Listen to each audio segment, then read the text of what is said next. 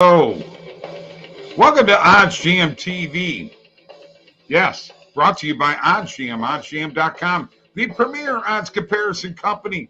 Click those links below, right below Steve, right there, yes, to get the best books in your state. There you go, Steve, thank you. And don't forget the OddsJam Partner Program. That's below Steve, too. Click that, share it with your friends, get 20% of all the revenue generated from that link. And live chat is available. We'll see how many people are here. We got one person right now, Steve.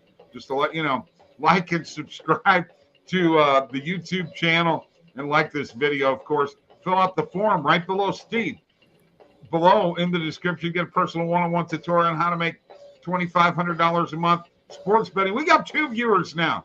Don't forget the TikTok link. Follow us on GM_nuts. Also, Mike's Calendly link is below, and so is mine.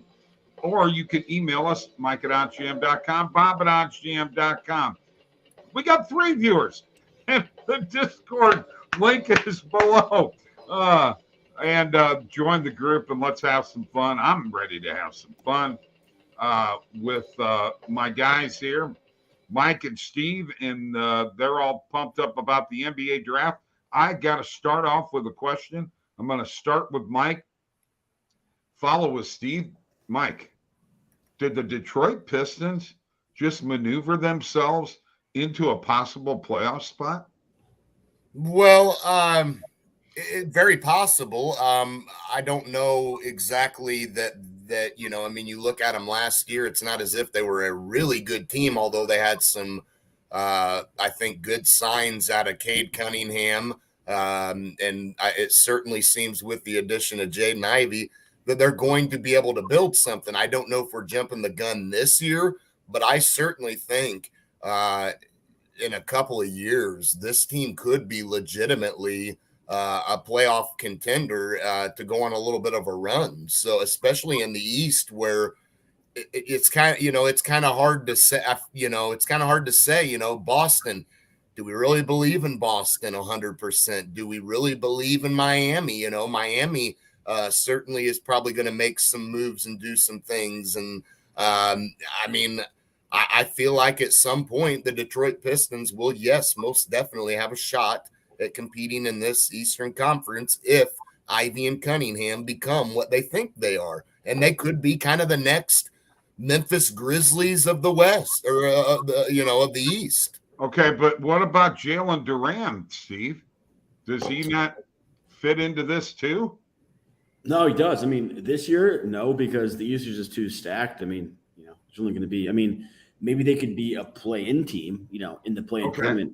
I could see them being the 10th seed, but no, the Celtics, Bucks, Nets, Heat, Sixers, Raptors, Bulls are all locks. So, that's going to leave, one team, Hawks, Cavs, and probably Pistons, who can, get into that 8th seed. So, it depends on the Knicks, the Pacers, but, yeah, I think, Hornets, I guess. But, yeah, I think, I'm very optimistic for their long-term future. Okay. Short-term this season, not so much. But, like Mike said, there's a lot of moving pieces. We don't even know what free agency and trades are going to, look like this season. What about the Kemba Walker acquisition? Do you guys like that, Steve? No, he barely even played last year. He was disgruntled there in New York, and they actually just sat him. Now I think he's our age, right, Mike? Or maybe he's a little bit younger, but he's in his early 30s.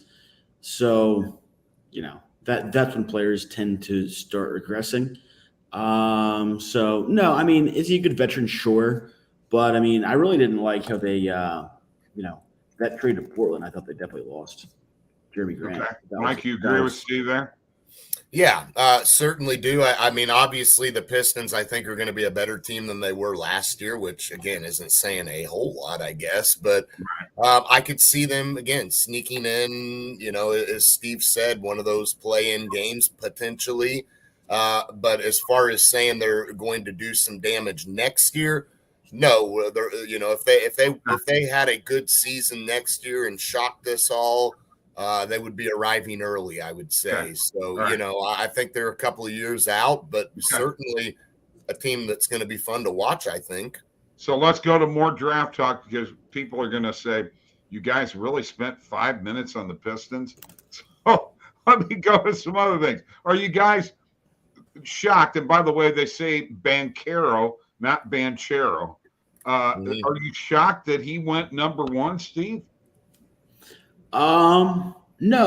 I mean, I thought, Smith, him, and Holmgren, I mean, they're all pretty comparable, I think, as far as, upside and, just ability to contribute. I honestly wasn't a huge fan of him. But, he's not one of those like guys that's ever going to be, a top 10 player or anything like that. But, he's athletic. He's, what is he, 6'10"? So right. He has the size, he has the height. So, I mean, Magic, they need a lot of help. So, my thing is, Duke players don't typically have a very good track record in the NBA. I mean, I guess Tatum would be the exception. I mean, outside of him, name a Duke player who's done anything of Randall. Yeah. I mean, Christian Laettner, he was on the original Dream Team, guys. Yeah, but let's face it, Bob. Laettner wasn't in the class of those guys on that Dream Team. He was only there because there was guy.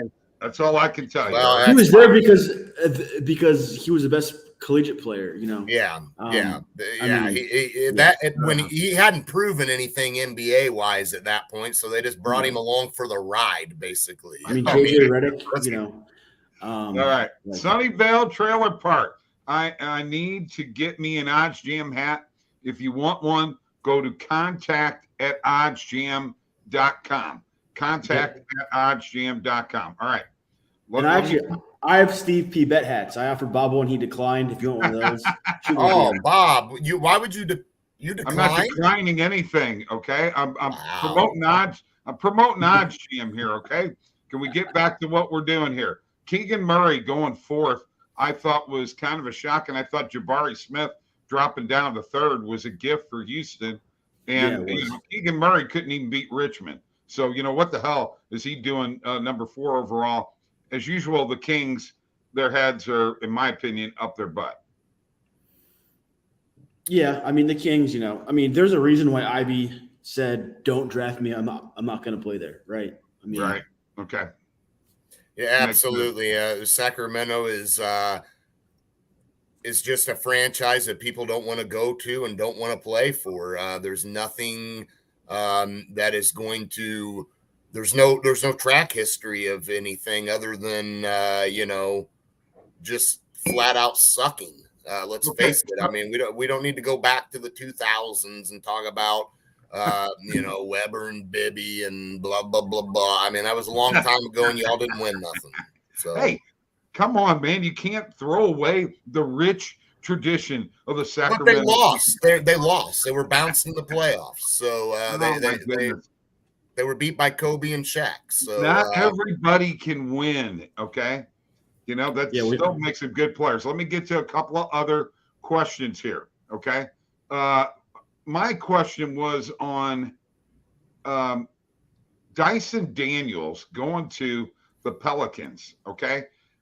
He dropped down further than what the projections were showing. He was actually possible 5th, 6th pick. He dropped down to 8th overall. Are you guys shocked at that or surprised or not impressed with the kid?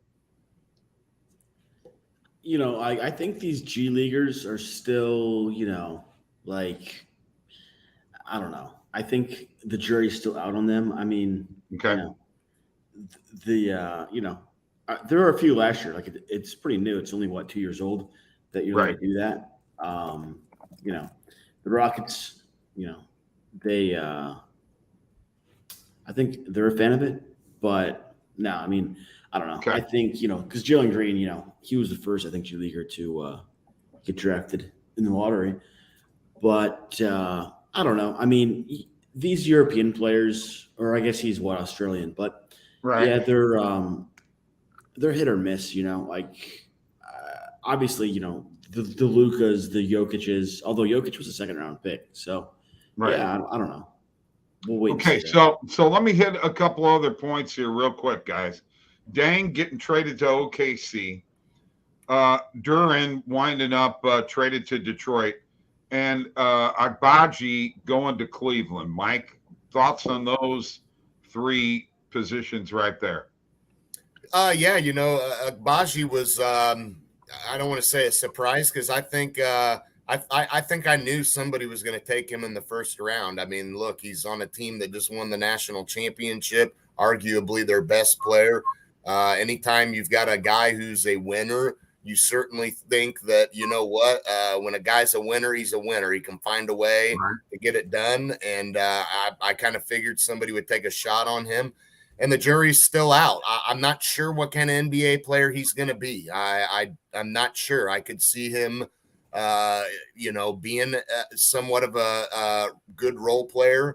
And then I could see him being a guy that it's probably going to take a little bit of time before he gets acclimated and finds his true fit.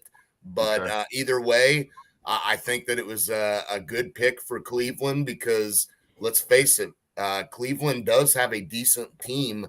And Agbaji is a guy that I think could fit with a lot of those players that they have. And more importantly, he made Steve money last night. That is true. Yeah, I mean, that was a little bit close. I mean, that was the last position he could have went. Right. For me, not to have lost. But no, that was the reason I made the bet. I thought there was no way he was getting past Cleveland. I think he's an excellent fit there. He's a 40% three-point shooter. Okay. And, I mean, he's going to give them, like, he's sort of the same position, I guess, as some of the guys who they have. Okay. But, no, I think, he's sort of like an Okoro, right? So he'll just be a great rotation player to start. Yeah, I think. And that's a good start for him, to kind of find his role, find his fit, find his game. And, like he said, he'll fit with Cleveland, I think, pretty well. All right. So now I want to hit golf, and Steve's going to go with me on this. The Travelers Championship right now, McIlroy, who's on hole 3, he's through 3, is -10. He's -2 today. Cantley and Harris English, who was -5 today. Nick Hardy was -6 today. And Xander Schauffele is -9. He's also -2 today. So they're right behind Rory. I think Rory's probably going to go pretty low. I expect this score to be maybe 14, 15 under by the end of the day. No. You don't think so? No. Well, no, you've got three. You got 2 6-unders, okay? And you've got 1, 2, 3. There have been 4 5-unders. Oh, I'm sorry. There's another 6-under. There's another 6-under. Yeah, but they were in the morning, Bob. It's different. Okay. All right. Well, he started off 200. Dude. I mean, we gave it out last night. I bet it. Rory round leader. So I would love for him to be -15. But I think, I think if he gets to -12 or 13, that'll be plenty. I said -14 or 15. So I think he's got a 6-under in him today, man. Could if happen. He does, I mean, yeah, and the thing is, like, if he does that, this tournament's over, and he'll just run away with it. Like, Cantley had a chance. Did you see what Cantley did? That fucking idiot. He had a 3-foot putt on 17, almost hole in one.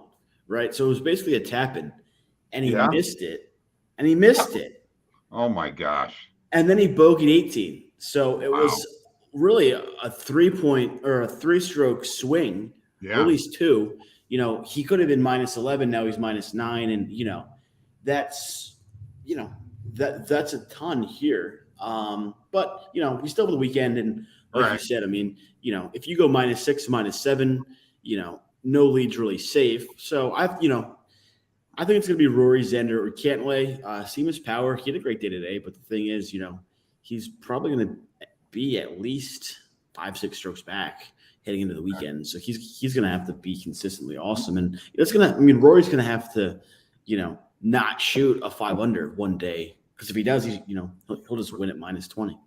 Yeah, So. exactly. Okay, so and my boy Harris English is in the mix, and I love that. I'm going to share my screen here. By the way, we haven't had any chatters, but we sure have had quite a few viewers there, guys. Nobody wants to chat. You guys don't want to chat, huh? Yeah, so that's okay. I'm going to share my screen. You have the chat turned off, dude. Real quick, let me go to these positive EV plays in MMA, first of all, for June 25th. I want opinions on this, Steve, because you are UF Steve. And, we've been catching some really good numbers on positive EV for these fights.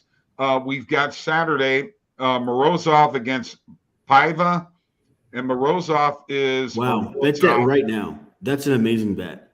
Yeah, minus 145. Yeah, that's really good. I'm definitely going to be on him. Actually, I already bet him at. Okay. I bet him at like minus 140. But yeah, like I saw, he's up to like minus 185 on DraftKings. Holy cow! Wow. Yeah, you're getting great odds there, and good job. Okay, now I got another one here. This is for July 2nd, Steve. It is Pereira on the money line against Strickland. That's going to be a sick fight. So Pereira's Strickland's a guy who said his life goal is he wants to murder somebody in the octagon, and he's serious. My God.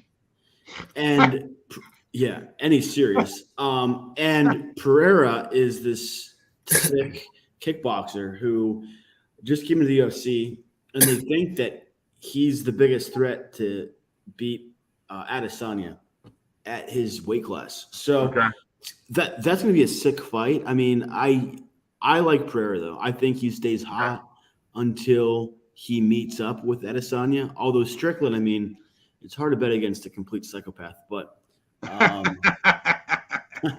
you ought to know, right? All right. I got one more for Saturday. Bordeaux against Parisian.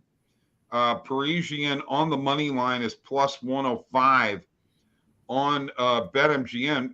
It's a 14-cent market with out the juice. It's minus 105. You get it for plus 105, and that's a 4.82%. What do you think? Yeah, I mean, that's good odds, but I like Bordeaux there. So okay. All right. I'm on the opposite side. Then I'll stay away from that one. All right. Let me add that to the bet tracker here real quick. And then I'm going to scroll up here and look at a couple other plays. We're running a little bit slow today. Sometimes that happens. Okay. Mike, first, YRFIs. One for here right now, the Marlins and the Mets. Do you like that as a YRFI tonight or not? What do you think?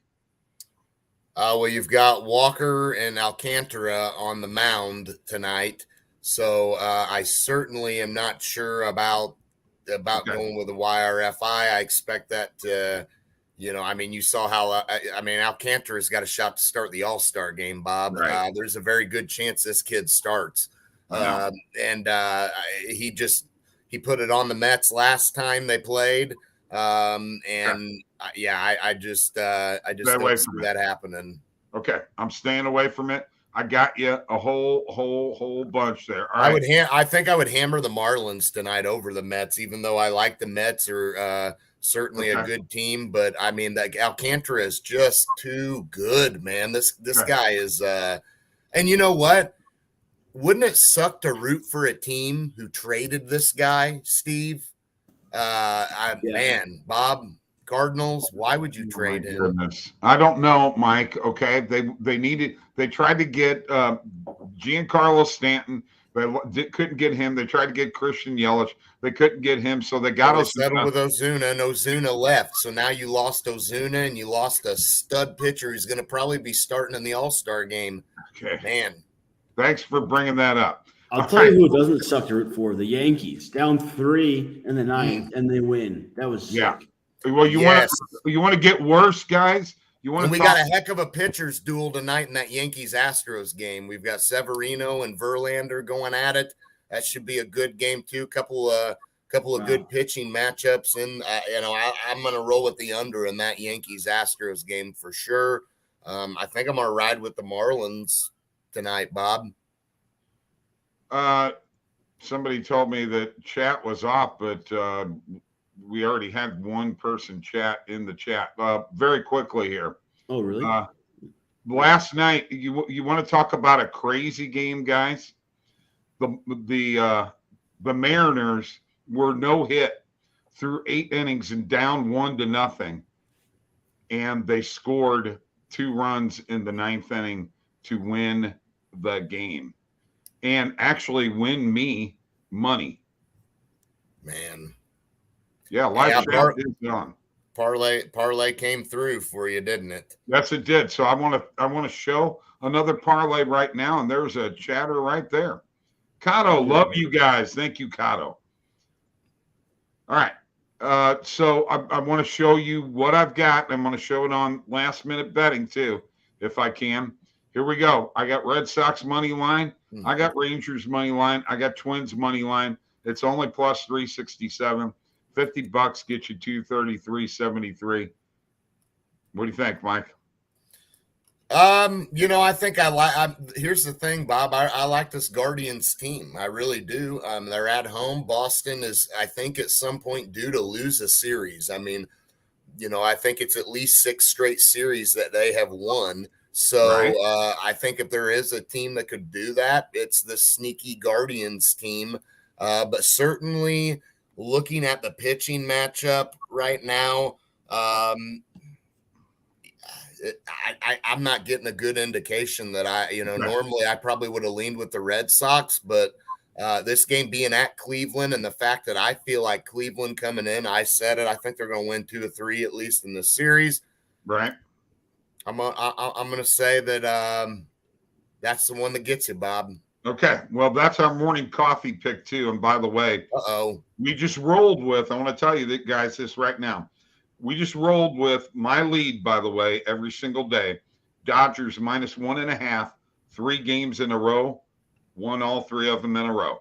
No, yeah, I mean, the Dodgers are one of the best teams in all of baseball, and on top of that, their record, their run line record is tremendous. So are the Mets. So we won about 5 in a row on the morning. Yeah, I mean, you if you bet Mets Dodgers most of the year -1.5 on the run line, you're probably going to be very profitable. Exactly. That's a very good point, Mike. Very good point. Do not run lines are the way to bet baseball, are they not, Mike? Don't you feel? I think so, because you do find sometimes some not so good teams do have solid bullpens, but a lot of times what you'll find is a bad team has a bad bullpen, so therefore you're probably going to end up winning that game pretty comfortably. Obviously, anything can happen. You never know. You can get burned on those run lines from time to time, but for the most part, hey, I like rolling with them. All right. Well, you know what? We're coming to the end of the show. We're going to get to the closing line here, guys. I guess it's me that gets to start this off. Steve's disappeared, so. Getting a refill. He's right, bro. So here's the deal. You guys are probably going to go, why are you whining? Why are you crying?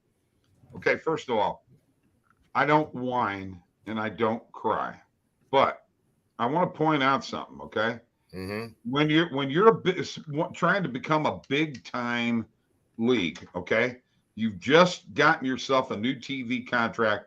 You're on ESPN, ESPN Plus. You're on ABC. You're on TNT. You're all over the place. You got Charles Barkley coming in. We're pumping up the NHL. You can't let what happened the other night happen. I don't care what the rule is. It's up to the on-ice officials, but there's no other way around it. But here's the thing, okay? Nathan McKinnon, when Kadri scored, was still on the ice. He hadn't even put a skate on the bench yet. That is too many men on the ice. You call it all the time. Why are you not calling it there? You missed it. NHL, You got to do something here. You got to at least say, what, give Tampa Bay the win? No, let me finish. This is my closing line, not yours. Okay. Here's the thing. You got to at least admit that you missed it. They couldn't even put out a statement that said that they missed it. For Christ's sakes, you missed the call. Just say, you know what? We missed it. Right? That's all I got. That's my closing line. Mike? Okay, fair enough. Now you've got me going a different route, Bob. And the reason why is because I remember somebody talking about a player, Kadri, and calling him a scumbag. Yes. Which I think is absolutely uncalled for, unnecessary, all over some bitterness over him accidentally running into your goaltender. He didn't accidentally do it. He could have. Oh, yes, he did, Bob. There was no intent there. Get off your baby stuff. This is why, hey, my closing line, shush, okay? You're whining and crying. Here's a prime example of it. So let me finish. How beautiful was it for him to end up getting the game-winning goal? His first game back in this series, he's called a scumbag by Bob, the hockey guy. And you know what he does? He just scums that puck top shelf, gets it stuck in the net. It wasn't top shelf. It went underneath his armpit, dude. It wound up. Yeah, but it ended up at the top of the net. So stuck at the top. So you know what? Good for him. Every time, remember this, folks, every time Bob rips on a guy, complains about him, he either does one of two things: has a hat trick, Kadri did that against the Blues, or he gets the game-winning goal. Oh, that's funny. All right, there's your closing line. Now you can hush. Now we're going to Steve. Steve, you're solo, buddy. Yeah, so there's a lot of stuff that we can touch on, but I'm going to say college baseball World Series. Amazing plus EV opportunity on Oklahoma. Plus 110 to win the World Series on DraftKings. Minus 130 on Pinnacle. Minus 125 on Circa, who I personally think is every bit as sharp as Pinnacle. So, yeah. And, it doesn't really make much sense because game one, so it's a best of three. Right. And game one, they're minus 120. Yeah. To win, and it's best of two, they're plus 110. And, Ole Miss is minus 125 to win. So, Oklahoma has a few MLB prospects. Ole Miss they're like the Cinderella team. So I don't get how they're even the favorite. I think, Circa and Pinnacle have it right. Oklahoma should be like minus 140, minus 135, whatever. Getting them plus money, I love it. So it starts Saturday. It's best of two. Yeah. Wow. You know what? I'm shocked and amazed, Steve. You said something about baseball and it wasn't negative. Wow. There you go. Absolutely. Right. Positive EV, baby. That's OddsJam TV. There's 17 watching right now. I'm just saying. Thank you for joining us. We appreciate it. You guys have a great day. Mike and I will be back for last-minute betting later on. We'll just look for it. Not sure what time exactly yet. And then we will come back with early betting for tomorrow in between the first and second period of tonight's Stanley Cup final game.